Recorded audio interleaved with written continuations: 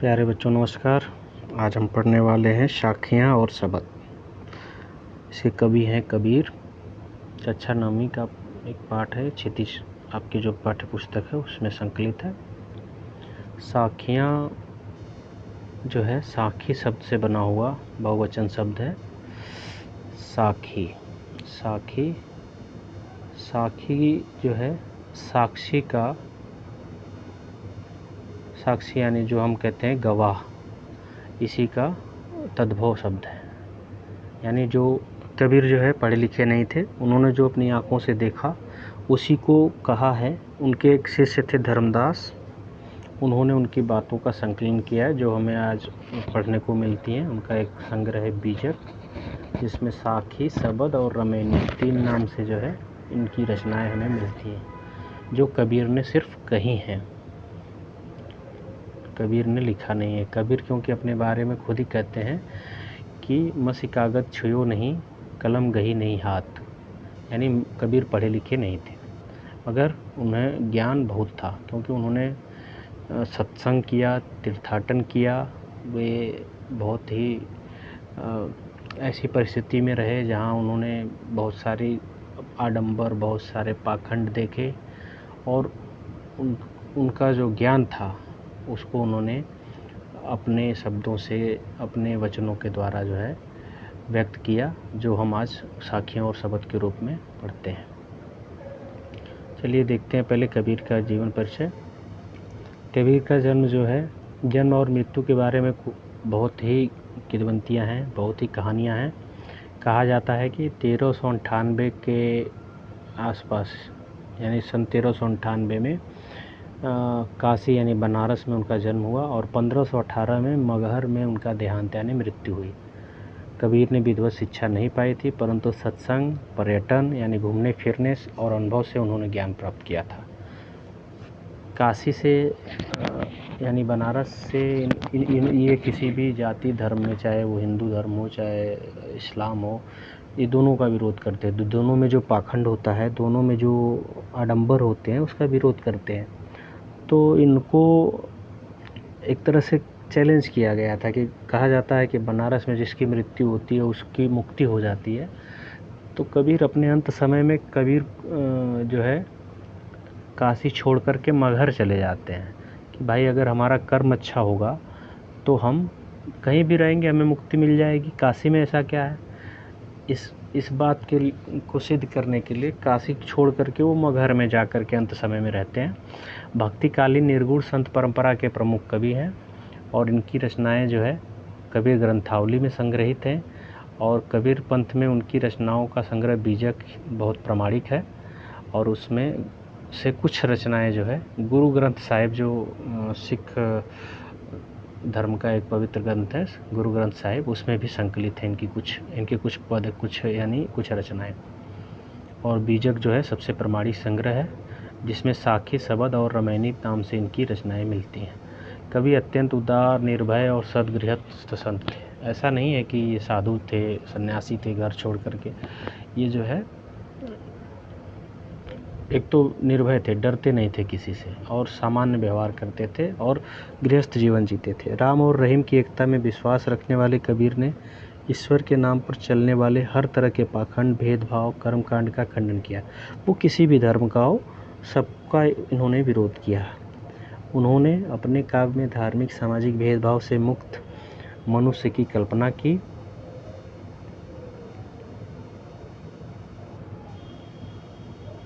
ईश्वर प्रेम, ज्ञान तथा वैराग्य, गुरु भक्ति, सत्संग और साधु महिमा के माध्यम से आत्मबोध, जगत बोध की अभिव्यक्ति उनके काव्य में हुई। कबीर की भाषा की सहजता ही उनकी काव्यात्मकता की शक्ति है। यानी कबीर जो भी कहते हैं बिल्कुल सहज, साधारण और सिंपल भाषा में कहते हैं। जन भाषा के निकट होने के कारण उनकी काव्य भाषा में दार्शनिक चिंतन की सरल ढंग से व्यक्त करने की ताकत है। बड़ी से बड़ी बात कबीर बहुत साधारण शब्दों में कह जाते हैं, और वो इसी कारण से इतनी लोकप्रियता कबीर को मिली है।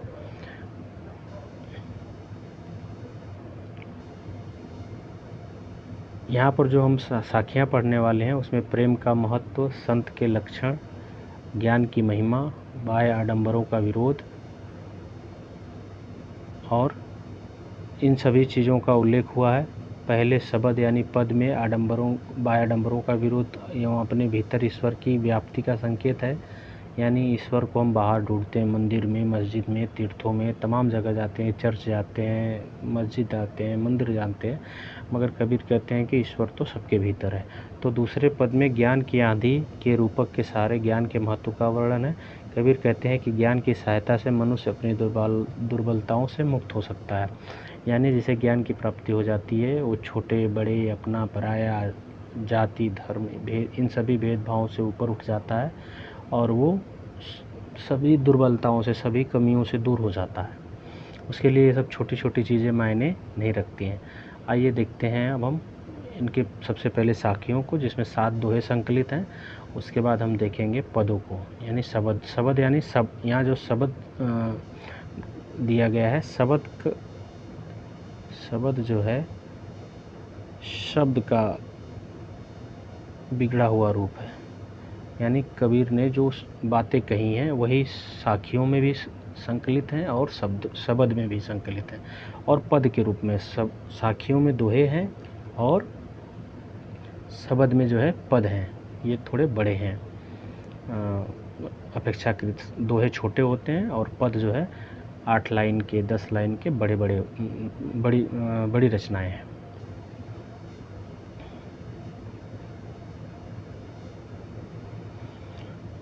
पहली साखी देखते हैं। मान सरोवर शुभर जल, हंसा केलि कराहि। मान सरोवर शुभर जल, हंसा केलि कराहि। मुक्ता फल मुक्ता चुगै, अब उड़ी अनंत न जाए।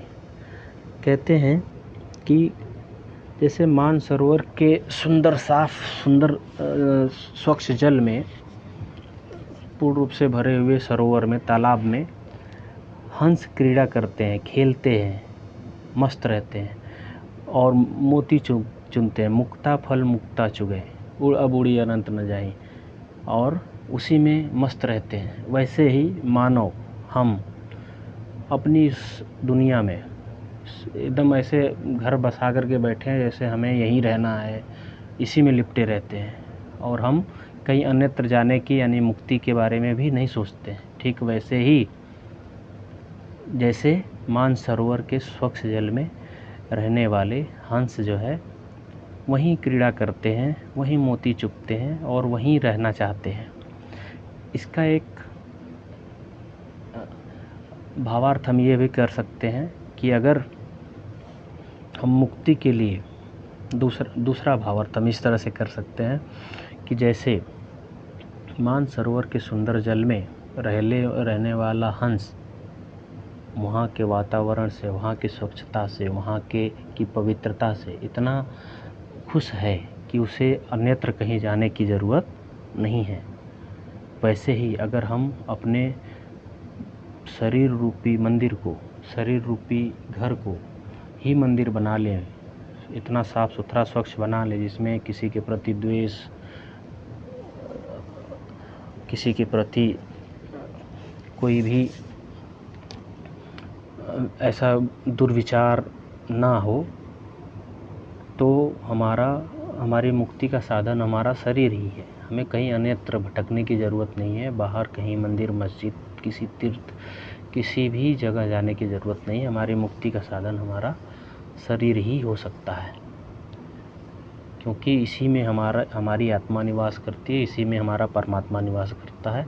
ये हमारा शरीर ही हमारा मंदिर है। हमें बाहर कहीं परमात्मा को ढूंढने की ज़रूरत नहीं है, मुक्ति के लिए कहीं बाहर भटकने की ज़रूरत नहीं है। दूसरी साखी में क्या कहते हैं कबीर? प्रेमी ढूंढत मैं फिरूं, प्रेमी मिले न कोई। प्रेमी को प्रेमी मिले, सब विस्मृत होए। यानी हर व्यक्ति इस संसार में ईश्वर को ढूंढ रहा है। जैसे हम ईश्वर को ढूंढ रहे हैं वैसे ईश्वर भी सच्चे भक्त को ढूंढ रहा है। और प्रेमी को प्रेमी मिले, यानी सच्चे भक्त को भगवान मिल जाए या भगवान को सच्चा भक्त मिल जाए। तो कबीर कहते हैं सब विष अमृत होए। यानी जितनी भी बुराइयां हैं, हमें जो भी बुराइयां दिखती हैं, जो भी संसार में दुर्गुण दिखते हैं, वो सब जो है अमृत में परिवर्तित हो जाए, यानी सब लोग अगर अच्छे हो जाएंगे तो ये संसार पूरा अमृतमय हो जाएगा, सब कुछ अच्छा लगने लगेगा। तीसरा दोहा देखते हैं, तीसरी साखी में क्या कहते हैं कबीर जी। कबीरदास जी कहते हैं, हस्ती चढ़िए ज्ञान को सहज दुलीचा डारी, स्वान रूप संसार है भूकन दे झक मारी। कबीर कहते हैं कि अब हमें जो है ज्ञान रूपी हाथी पर, यानी हाथी का अर्थ यहाँ ऊंचाई से है, हाथी पर चढ़ने से नहीं है, हाथी पर बैठने से नहीं है। हाथी पर जैसे हाथी पर जो हाथीवान होता है वो एकदम आसन जमा करके बैठता है, वैसे ही हमें सहज मार्ग पर, यानी भक्ति के निर्गुण भक्ति के मार्ग पर जो है बिल्कुल ज्ञान के मार्ग पर अडिग होकर के बैठना है, अपने लक्ष्य के प्रति समर्पित होकर के बैठना है। और संसार जो है, संसार को कबीर कहते हैं संसार कुत्ते का रूप है, कुत्ते के रूप में है। ये हाथी को आपने देखा होगा कि हाथी जब भी कहीं से गुजरता है तो कुत्ते अक्सर भौंकने लगते हैं। कबीर कहते हैं कि ये संसार जो है कुत्ते के समान है, इसको भौंकने दो, ये झक मार करके यानी अपने आप ही चुप हो जाएगा एक दिन।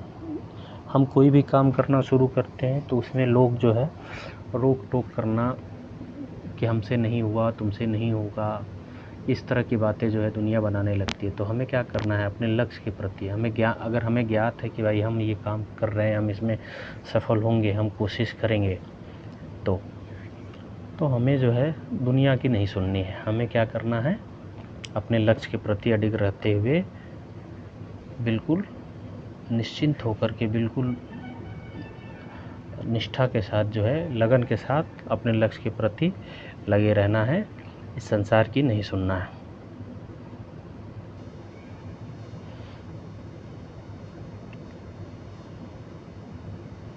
यहाँ पर शब्दार्थ दिए हुए, दुलीचा यानी कालीन, छोटा आसन, स्वान कुत्ते को कहते हैं, झक मारना मजबूर होना, सुभर अच्छी तरह भरा हुआ, ये सब आपके पाठ्य पुस्तक में दिया हुआ है। अगला दोहा देखते हैं हम।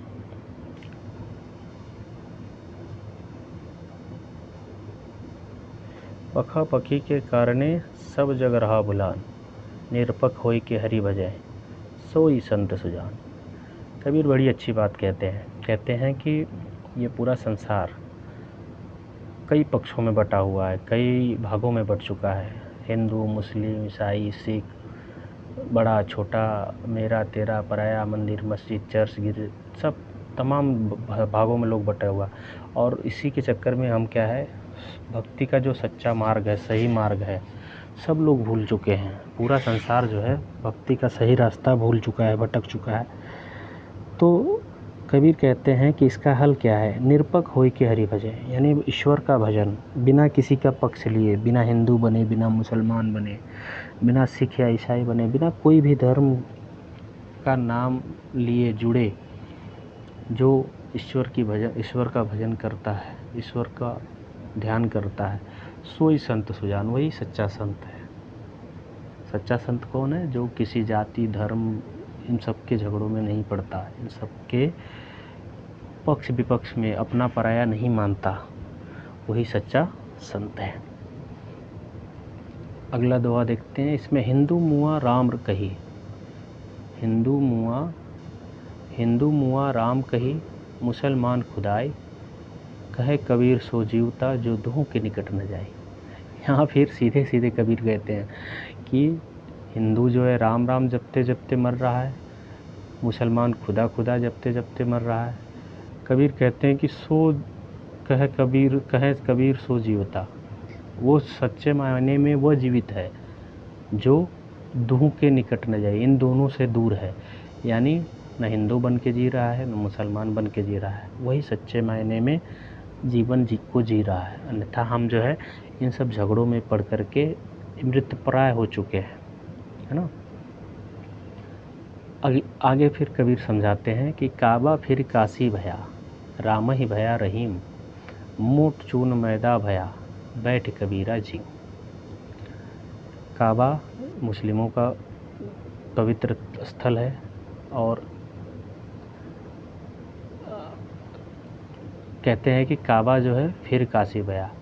जैसे काबा है वैसे ही काशी है, जैसे राम है वैसे ही रहीम है या अल्लाह है, ठीक उसी प्रकार दोनों में कोई अंतर नहीं। जैसे हम अपना पराया करते हैं, ये हमारा है वो तुम्हारा है, हम यहाँ तुम यहाँ नहीं जा सकते हम वहाँ नहीं जा सकते, है ना, या राम हमारे हैं रहीम तुम्हारे हैं अल्लाह तुम्हारे हैं, तो इस तरह की बात कबीर नहीं कहते। कबीर समझाते हैं कि जैसे गेहूँ से हम अगर गेहूँ की पिसाई मोट कर दी जाए तो मोटी पिसाई से आटा बनता है, और उसको थोड़ा महीन पीस दिया जाए और तो मैदा हो जाता है। दोनों ही चीज़ें गेहूँ से बनती हैं। और कहते हैं कि बैठ कबीर अजीम, कबीर को तो पता है हमें खाने से मतलब है, यानी ईश्वर के भजन से मतलब है।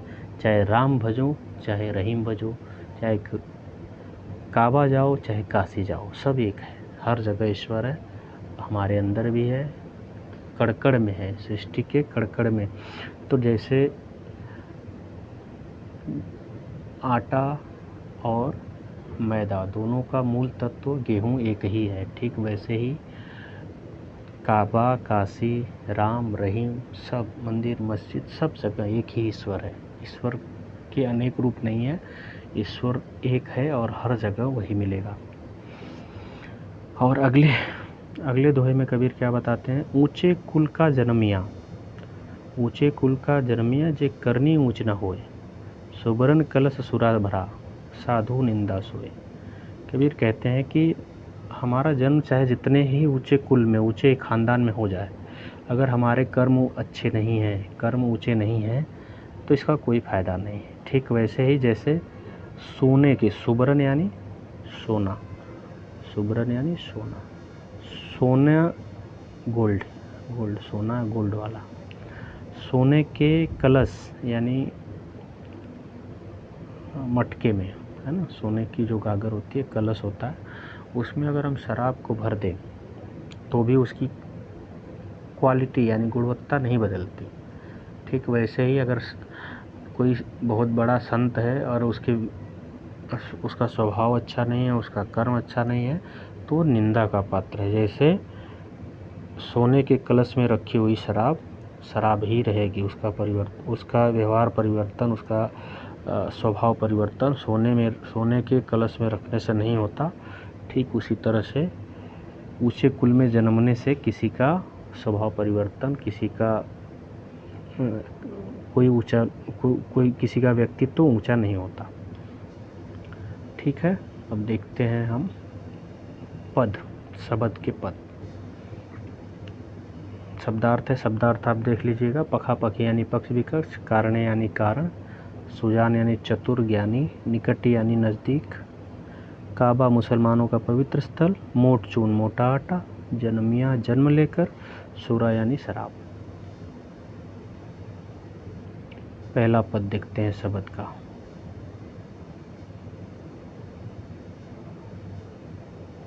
मोको कहाँ ढूंढे बंदे, मैं तो तेरे पास में, ना मैं देवल ना मैं मस्जिद, ना काबे कैलाश में, ना तो कौनो क्रियाकर्म में, नहीं योग वैराग में, खोजी होए तो तुरते मिली हो, पल भर की तलाश में।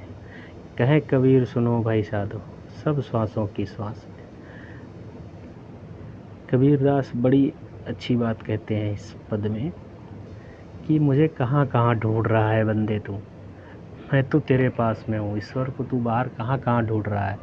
बताते हैं, ना मैं देवल में यानी देवस्थान यानी मंदिर, ना तो मैं ईश्वर जो है मंदिर में है, ना मैं मस्जिद में भी नहीं, काबे या कैलाश में, न तो मैं काबे में बैठा हूँ, ना कैलाश में बैठा हूँ, ना मंदिर में हूँ, ना मस्जिद में हूँ। ईश्वर कहाँ है, तब कहाँ है। आगे कहते हैं कि ना कौने की क्रियाकर्म में, मैं किसी भी तरह के पूजा पाठ व्रत उपवास किसी में नहीं हूँ, किसी को करने से नहीं मिलने वाला, नहीं योग वैराग में, ना ही किसी योग और वैराग में। हम लोग छोड़ कर के घर द्वार निकल जाते हैं, उससे भी ईश्वर की प्राप्ति नहीं होने वाली। कबीर कहते हैं खोजी होए तो तुरते मिली हो। अगर सच्चे मन से ढूंढने वाला हो तो उससे ईश्वर तुरंत मिलेगा, पल भर की तलाश में सेकंड लगेगा ईश्वर का साक्षात्कार होने में, मगर सच्चे मन से ढूंढने वाला होना चाहिए।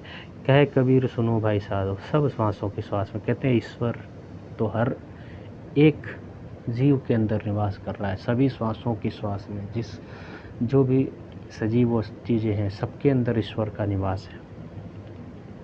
तो इसका मतलब क्या है, इस कबीर कहना चाहते हैं कि ईश्वर की जो हम बाहर तलाश करते हैं उसकी बजाय हमें कबीर बताते हैं कि ईश्वर की हमें भीतर तलाश करनी चाहिए, क्योंकि वो हर एक कण के भीतर, हर एक जीव के भीतर वही ईश्वर निवास करता है। वो हमें मंदिर मस्जिद में जाने से, काबे कैलाश में जाने से, या कोई क्रियाकर्म करने से, पूजा पाठ करने से, योग वैराग करने से, व्रत उपवास करने से, रोज़े रखने से नहीं मिलने वाला। वो हमें सिर्फ पल भर की तलाश में मिल जाएगा, अगर हम सच्चे मन से उसकी तलाश करेंगे तो।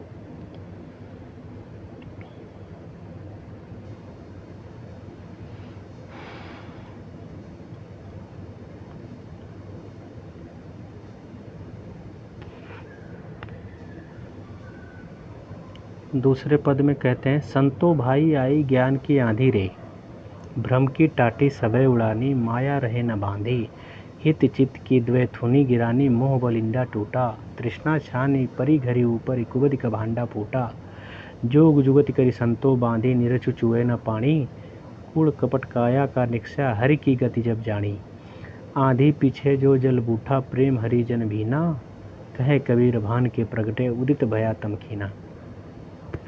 यहाँ पर कबीर ने ज्ञान के महत्व को बताया। जब हमारे जीवन में ज्ञान की प्राप्ति होती है, हमें जब ज्ञान मिलता है, तो ज्ञान रूपी आंधी का जब हमारे जीवन में प्रवेश होता है तो क्या क्या चीज़ें होती हैं, बताते हैं कबीर कि जो हमारे भ्रम की टाटी है, टाटी कहते हैं जो गांव में छप्पर बनाते हैं लोग, तो छप्पर के किनारे किनारे दीवार की जगह पे घास फूस और बांस वगैरह से बांध करके दीवार जैसी बना देते हैं, उसी को टाटी कहते हैं। तो वो क्या है, माया का बंधन है। तो सबसे पहले ज्ञान आता है तो हमारे जो भ्रम की टाटी है, हमारा ये है, ये हमारा है, ये दूसरे का है, रुपया पैसा है और संपत्ति है, बाप माँ है, बेटे हैं, बच्चे हैं, ये सब क्या है, माया ही है। तो ये सब बंधन जो है नहीं रहता है। ज्ञान की आंधी जब आती है हमारे जीवन में तो ये सबसे पहले जो है भ्रम की टाटी उड़ जाती है, यानी हम ये सब भ्रम दूर हो जाता है। हिति चित्त की द्वैथुनी गिरानी, मोह बलिंदा टूटा, और जो मोह का, माया का जो बंधन है हमारे अपने लोगों से, वो भी टूट जाता है। और जो माया रूपी छप्पर को संभालने के लिए जो थूनी लगी हुई है, यानी जो सपोर्ट लगा हुआ है, जिसके भरोसे ये छप्पर खड़ा है, वो भी गिर जाता है। और मुंह का बलिंदा, यानी जो सबसे मोटी लकड़ी का हिस्सा होता है जिसके सहारे छप्पर टिकाई जाती है ऊपर, वो भी टूट जाता है। तृष्णा छानी पर घरे ऊपर, कुबद का भांडा फूटा, जोग जुगति कर संतो बांधी, नीरज चुए न पानी। और कबीर कहते हैं कि तमाम उपाय हम करते हैं अपने जीवन में कि हम जो है हमने छप्पर बना ली है तो पानी जो है नीचे ना छुपाए, मगर फिर भी हमारे जीवन में तमाम बुराइयां, तमाम चीज़ें जो है आकर ही रहती हैं। मगर जब ज्ञान की आंधी चलती है हमारे जीवन में तो हमारी कुबुद्धि का भांडा जो है फूट जाता है। हम जो है तमाम जो है भ्रम पाल करके जो बैठे होते हैं वो टूट जाते हैं।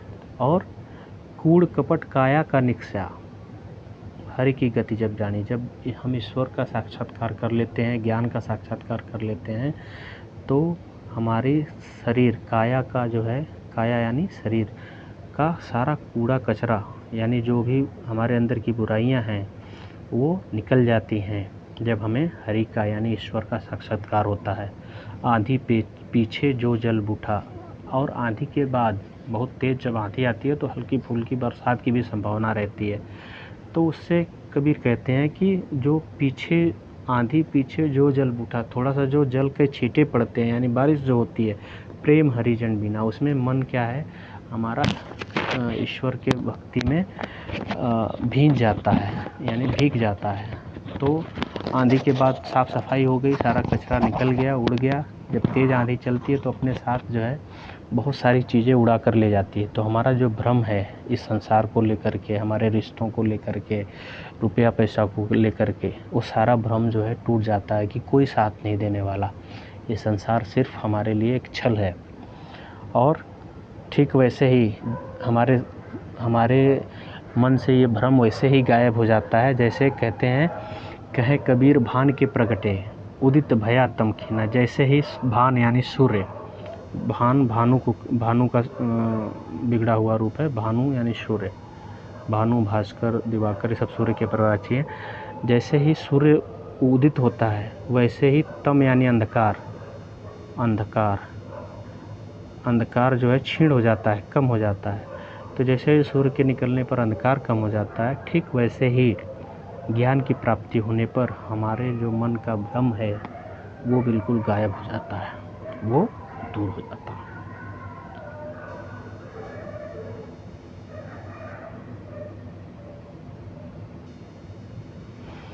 बहुत बहुत धन्यवाद।